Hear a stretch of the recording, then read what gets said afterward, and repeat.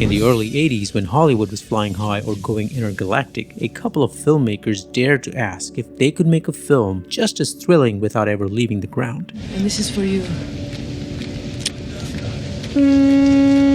The films of today look like they've been sandblasted until every rough edge is gone, digitally painted until the image is sterile and plastic. We must pray. Then you look at the stunning grit of Raiders of the Lost Ark and you wonder why this feels more genuine. In this video, I'm going to break down the sheer reckless, analog craft that makes Raiders of the Lost Ark look like $1 billion. Forget nostalgia for a moment.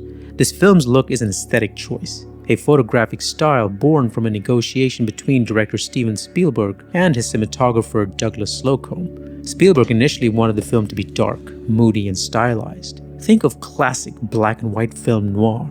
But Slocombe had his own instincts, and when Spielberg saw the dailies, he noticed that Slocombe's lighting was achieving something different. I am a shadowy reflection of you.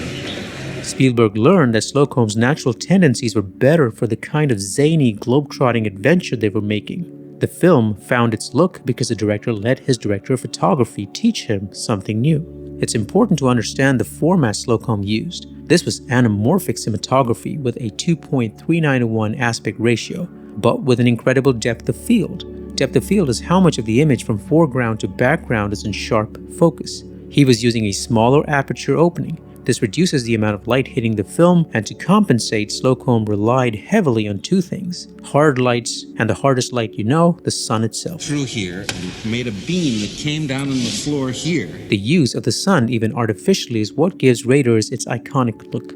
Backlighting silhouettes the actors, giving them a heroic quality.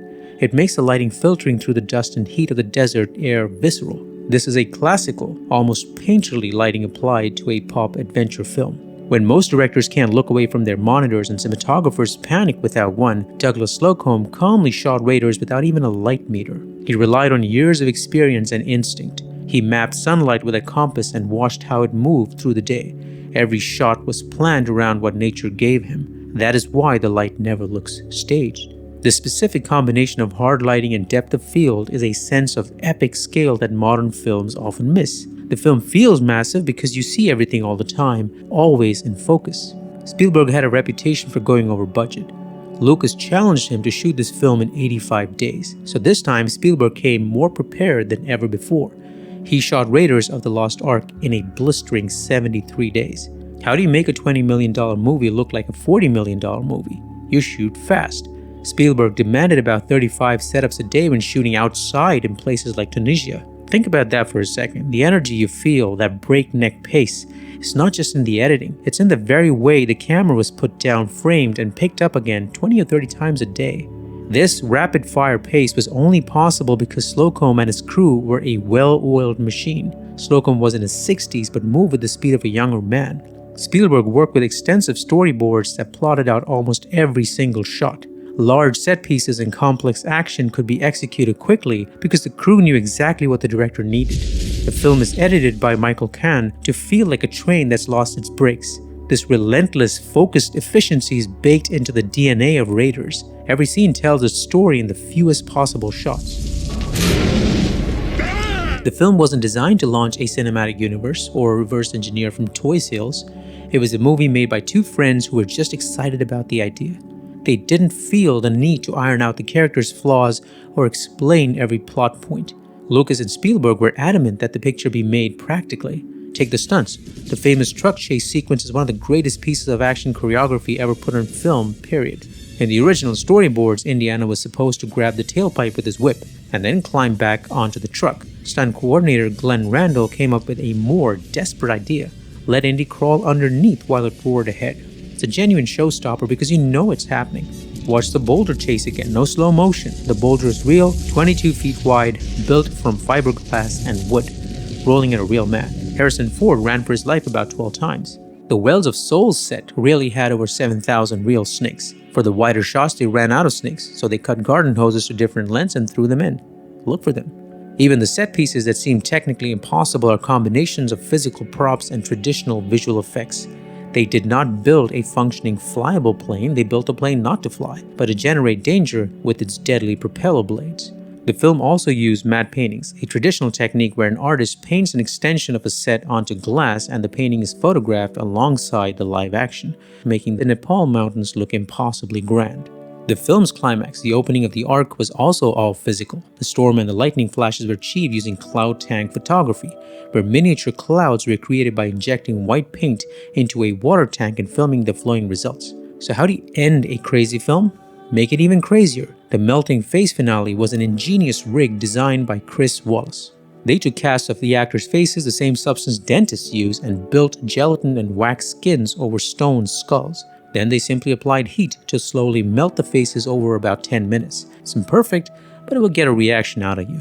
A computer could do it faster, more perfectly, and it would not move you. What moves you is Harrison Ford. It's impossible to imagine another actor as Indiana Jones and make it just as fun. In the script, the Karo swordsman scene was a long, complex whip versus sword fight that they had rehearsed for weeks. But on the day of the shoot, it was 120 degrees and Harrison Ford had dysentery. He asked Spielberg if he could just shoot the guy, and Spielberg loved the idea. The film's greatest magic trick is convincing you Jones might not survive any of his adventures.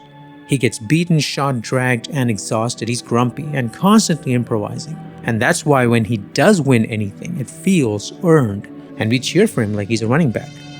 We also cheer for the music. John Williams' iconic score gives the perfect adrenaline blast for Indy. Sound designer Ben Burtt, who worked with George Lucas in Star Wars, was a genius at mixing simple, real-world sounds with weird props.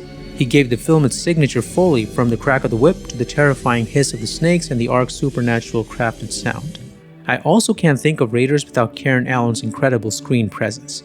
She's not written as a damsel or a prop, she fights and drinks. Her eyes never flinch. I don't know about you, but the warmest glow in Raiders still comes from her. The sequels just aren't the same without her.